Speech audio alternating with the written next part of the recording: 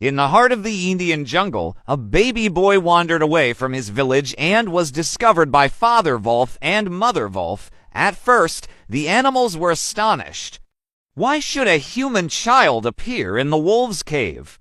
Shere Khan, the wild tiger, demanded the child for himself, saying that humans did not belong in the wild, but Mother Wolf stood firmly against him, declaring that the boy was hers now. Baloo the bear and Bagheera the black panther supported her.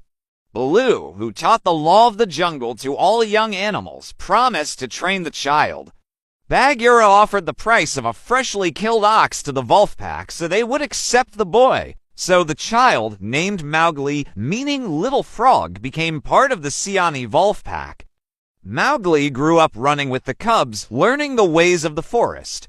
Though human in body, he was raised by the laws of the jungle. Yet the shadow of Shere Khan remained, for the tiger swore he would one day destroy the man-cub.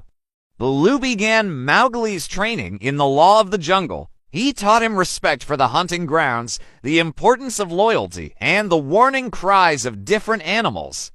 Bagheera added lessons in hiding, climbing, and self-defense.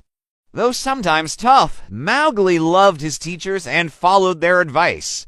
Yet not all creatures followed the law. One day, the naughty Bunderlog, the monkeys, kidnapped Mowgli. They carried him high into the trees, claiming they would make him their leader. But the Bunderlog were chaotic, without order or honor, and Mowgli soon realized their false promises. Baloo and Bagheera, desperate to save their pupil, asked for help from Kaa, the giant python. Together, they stormed the monkeys' ruined city. In a wild struggle, Coil's and the Guardian's strength frightened and drove away the Bunderlog. Mowgli was saved, grateful for the loyalty of his friends. This adventure taught him that not all who call themselves friends can be trusted. True friendship, he realized, came from loyalty and respect. As Mowgli grew, so did Shere Khan's hatred. The tiger could not accept a human living among the animals. He whispered lies to the wolf pack, warning them that Mowgli would bring fire and ruin to the jungle. Some wolves began to doubt the boy's place. Bagheera warned Mowgli that the day would come when he must face the tiger directly.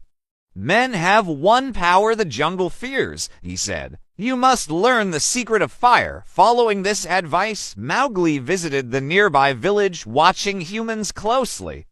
From them, he secretly stole a pot of burning coals, which he guarded carefully. The tension grew. At the Wolf Council, Shere Khan demanded that Mowgli leave the jungle. The pack argued, torn between loyalty to the boy and fear of the tiger. At last, Mowgli revealed the secret weapon. Holding up the fire, he drove Shere Khan back. The tiger retreated, but his desire for revenge remained. Though he won, Mowgli felt sad. He realized that many wolves no longer saw him as one of their own. He loved the jungle, but conflict had begun between them. His fate, he felt, might lie away from the pack. The final confrontation arrived. Shere Khan set a trap to kill Mowgli by driving cattle toward him. Yet Mowgli, brave and resourceful, turned the plan against the tiger. With fire and cunning, he forced the herd to run wildly, trapping Shere Khan in a narrow pass. The tiger was crushed and finally defeated. Standing over his fallen enemy, Mowgli felt both victory and sorrow. He had protected himself and his wolf family, but at a great cost. When he returned to the pack, many wolves rejected him, believing that humans could never truly belong to the jungle. Mowgli decided to leave the pack. With a heavy heart, he said goodbye to the wolves, though he promised never to forget them. This victory marked the end of his childhood. He was no longer the helpless man-cub saved by Mother Wolf. He had become a young man, strong, wise, and still searching for where he truly belonged. Mowgli entered the nearby human village. At first, the people were surprised by the strange boy who seemed half wild. They gave him food, clothing, and a place to stay. For a time, he tried to live as they did, learning their speech and customs. Yet Mowgli found life among humans difficult. Many villagers doubted him, whispering that he was dangerous or cursed.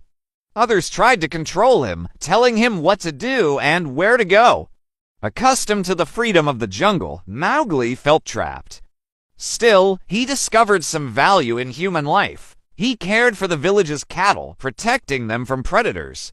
He also learned more about fire and tools, seeing how humans used them to shape their world.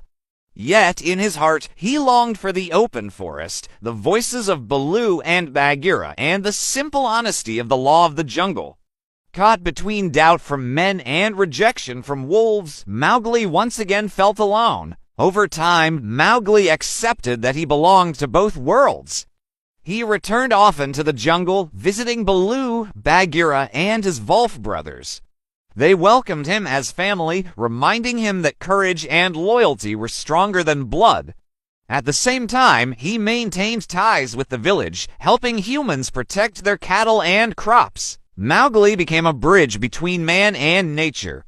He defended the jungle against hunters who killed needlessly, and he defended the villagers against wild animals when necessary. Through this balance, he found a new kind of peace.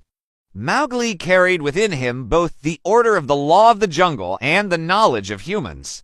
By uniting them, he discovered a strength greater than either alone. The Jungle Book ends not with Mowgli choosing one world over the other, but with him embracing both. His story remains a symbol of courage, belonging, and balance between humanity and nature.